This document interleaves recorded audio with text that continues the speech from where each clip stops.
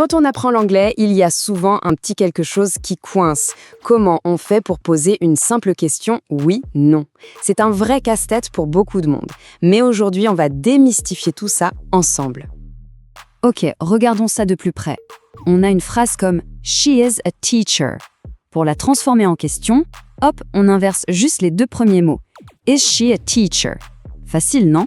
Mais attention, pour une phrase comme « You like pizza », ça ne marche plus. On est obligé d'ajouter un mot qui sort un peu de nulle part. « Do ». « Do you like pizza ?» Et c'est là que ça se complique. C'est cette petite différence qui nous embrouille si souvent. Ça peut paraître un peu aléatoire comme ça, n'est-ce pas? On se demande d'où ça sort. Et pourtant, croyez-moi, il y a une logique super simple derrière tout ça. Et c'est justement ce qu'on va découvrir aujourd'hui. Alors, pour y voir plus clair, voilà le plan. D'abord, on va se pencher sur cette énigme des questions oui-non. Ensuite, on va décortiquer les 3 types de verbes qui sont la clé de tout. Le verbe be, l'auxiliaire am et le verbe principal. Et pour finir, on repartira avec une petite checklist super pratique. Allez, c'est parti. Bon, alors, c'est quoi le secret pour ne plus jamais se tromper? Eh bien, c'est beaucoup plus simple qu'on le pense. Tout, absolument tout, repose sur un seul et unique élément de la phrase, le verbe. En fait, c'est comme si on pouvait trier tous les verbes anglais dans 3 grandes catégories. Imaginez 3 boîtes. Chaque boîte a sa propre règle du jeu pour former une question. Et une fois qu'on connaît ces 3 petites règles, eh bien le puzzle est résolu. C'est aussi simple que ça. Allez, on attaque avec le premier type. Et la bonne nouvelle, c'est que c'est le plus facile. Alors, les verbes be, c'est vraiment la base de la base en anglais. On les croise partout, tout le temps. Am, is, are. Pensez à she is ou they are, on ne peut pas y échapper. Pour ces verbes-là, la règle est d'une simplicité enfantine. Il suffit d'inverser, c'est tout. On prend le verbe, on prend le sujet et hop, on leur fait changer de place. Par exemple, she is happy. Ça donne quoi en question? Is she happy? On a juste fait un petit switch entre she et is. Voilà, c'est aussi simple que ça. Première règle, c'est dans la poche. Ok, passons au deuxième type de verbe. Et on va voir que ça ressemble beaucoup à ce qu'on vient de faire. Ce sont ce qu'on appelle les verbes auxiliaires. En gros, ce sont les assistants du verbe principal. Ce sont des mots comme can, will, should, have. Leur boulot, c'est de donner un coup de main au verbe d'action. Par exemple dans she can come ou they will go. Et là, c'est la super bonne nouvelle, la règle est exactement la même que pour les verbes be. Pas besoin de se casser la tête à apprendre un nouveau truc. C'est le même principe. C'est la même technique tout simplement. On repère l'auxiliaire, ici can ou have, on le prend et on le déplace tout au début de la phrase pour former la question. Exactement comme avant.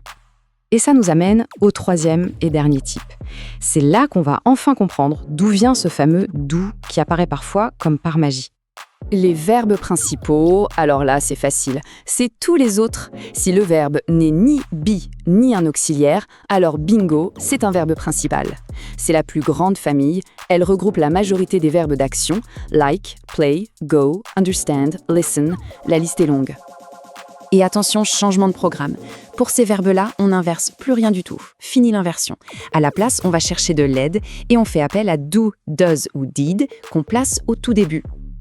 Et là, il y a un détail crucial, un piège à éviter. Regardons bien le premier exemple. La phrase de base, c'est « She likes English ». Mais la question, c'est « Does she like English ?» Le S de « likes » a disparu. Pourquoi? Parce que c'est le « does » qui a pris le S. Il fait le boulot en quelque sorte. Donc il faut juste bien penser à choisir le bon. C'est « do » pour la plupart des sujets, « does » pour « he, she, it » au présent, et pour le passé, c'est encore plus simple, c'est « did » pour tout le monde. Voilà, ce tableau résume tout parfaitement. On a 2 cas où on inverse pour les verbes « be » et les auxiliaires, et un cas où on ajoute « do » pour tous les autres verbes.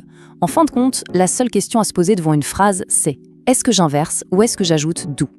Allez, pour que tout ça soit bien clair, on va résumer la méthode en une petite checklist ultra simple à garder sous la main. C'est une méthode en 3 étapes. Un vrai couteau suisse pour la grammaire. Étape 1, on trouve le verbe. Étape 2, on se demande dans quelle boîte il va. La 1, la 2 ou la 3. Et étape 3, on applique la règle correspondante. Inverser ou ajouter do. C'est tout. C'est mécanique.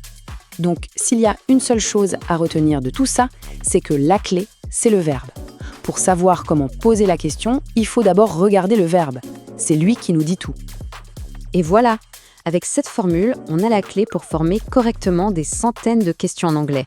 Fini d'hésiter, ça va rendre les conversations tellement plus fluides. Bon, maintenant que la théorie est claire, il n'y a pas de secret. Il faut pratiquer. C'est le plus important. Alors, la question maintenant, c'est comment s'entraîner dès aujourd'hui? Parce que c'est en posant des questions qu'on apprend à poser des questions. C'est logique.